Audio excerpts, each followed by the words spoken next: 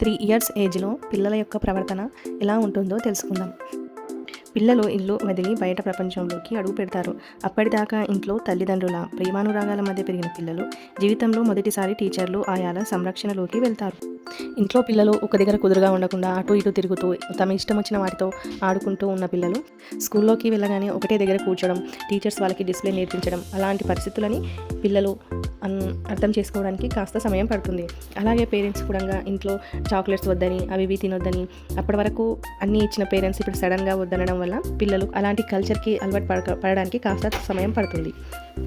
అప్పటి వరకు ఇంట్లో చిన్న చిన్న అల్లరి చేస్తూ ఉన్న పిల్లలు స్కూల్లోకి వెళ్ళినాక అందరితో కలిసి ఉండటం, అలా ఒకరిని చూసి నేర్చుకోవడం, అలా ఉండటం వల్ల పిల్లలు కొంత అల్లరితనంగా మారుతారు. అలా ఇంట్లో బాగా అల్లరి చేయడం కూడా స్టార్ట్ అవుతుంది. పేరెంట్స్ ఇవన్నీ గమనించి పిల్లల్లో వస్తున్న మార్పులను చాలా జాగ్రత్తగా గమనించి ఓర్పుగా పిల్లలకి ఏది కావాలి ఏది వద్దు అని చెప్పడం అలవాటు చేసుకోవాలి. అలా చేయడం వల్ల పిల్లల్లో మొండి ప్రవర్తన అనేది తగ్గుతుంది. మొండిగా ప్రవర్తించరు.